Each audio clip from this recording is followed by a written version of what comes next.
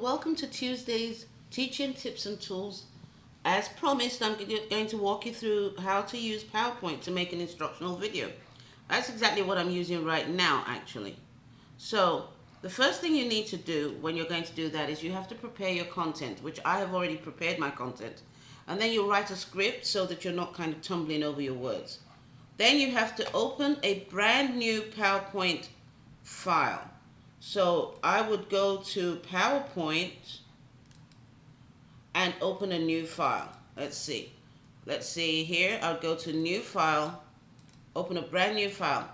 Then what you want to do is you're going to insert your video. You're going to choose insert, and along this strip there's a thing that says screen recording. And what that does is it will record anything that's on your screen. Unfortunately, because I'm recording using PowerPoint, this is not, it's disabled. But if it were, see, it says recording it from your computer screen. You would select the area that you want to record. And then you would start your recording. So, my recording is based on a lesson that's called, the sample lesson that I've prepared is mathematics. I'm going to talk about carrying over from the ones to the tens. The prior knowledge that the students have to know is they need to know their ones and tens. They need to do addition of two add-ins, and then what's going to lead into would be three add-ins and possibly subtraction.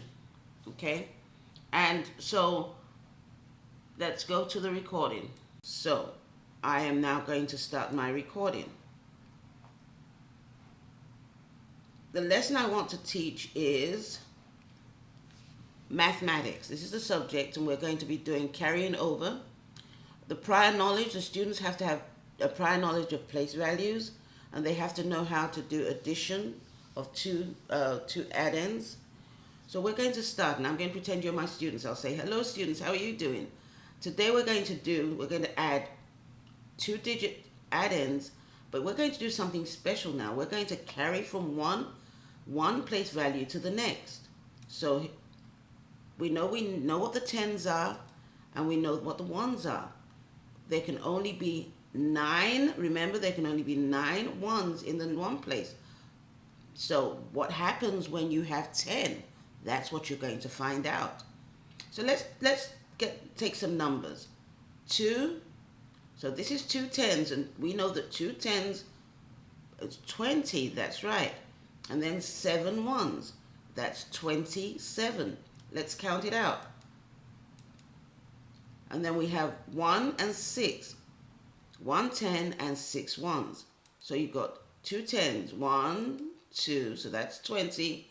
And then 7 ones. 1, 2, 3, 4, 5, 6, 7.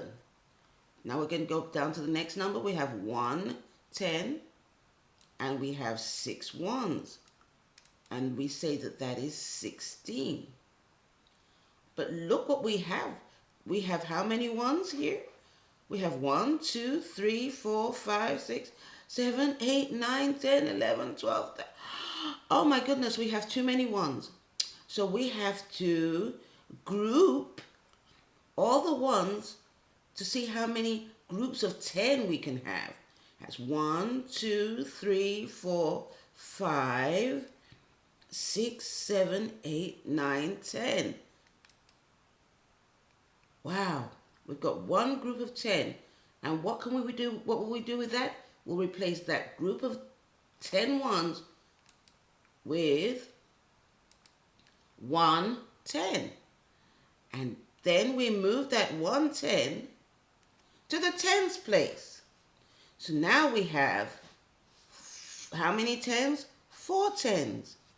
So when we're adding the numbers, remember to bring that 10 from this group that you have grouped, and you're going to bring it over to the tens place. And so now we have 1, 2, 3, 4 tens. 1, 2, 3, 4 tens. But how many ones do we have?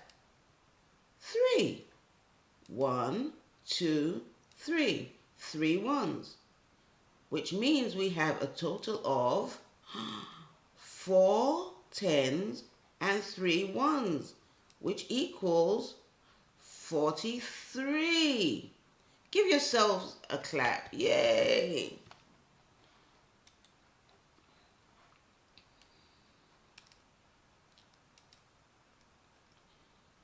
So now I'm stopping the recording.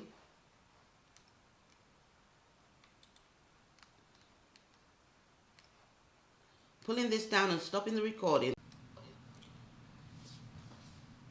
When I stop the recording, I now right click, go to Save Media As, and give it a file name.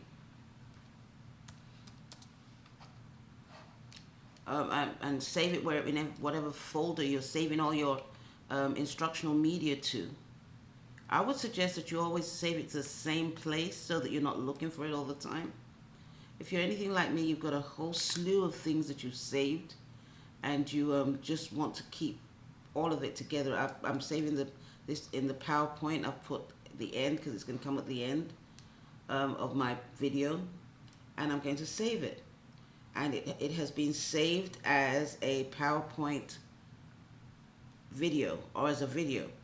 The other way you could save it would be to go to Save As, and then you would choose, wait, let me put it here. You would choose to export it. Sorry, you'd export it as a video. You'd create a video, and you choose the quality of the video. I tend to, if I'm doing this, I would tend to use the standard because it's the lowest. It's not as heavy. It doesn't take up as much space, but that's totally up to you. So you could click on here and say create video, and you probably get the same quality of video. So I would advise you, and this is again it's totally up to you, to do the right click. It's easier. It's easier, and it doesn't take as much time, and the difference, quite honestly, isn't that much. If you're exporting, it takes a little bit longer, and then you have this little thing at the bottom that tells you that that you're exporting. I'm gonna have to re-save this because I've done a little bit more since then. So what I'm going to do is I'm going to right click on it again, and I'm going to save it as media. I'm going to save over, and call it new because that's the one I'm going to do. And that's it. You have your video.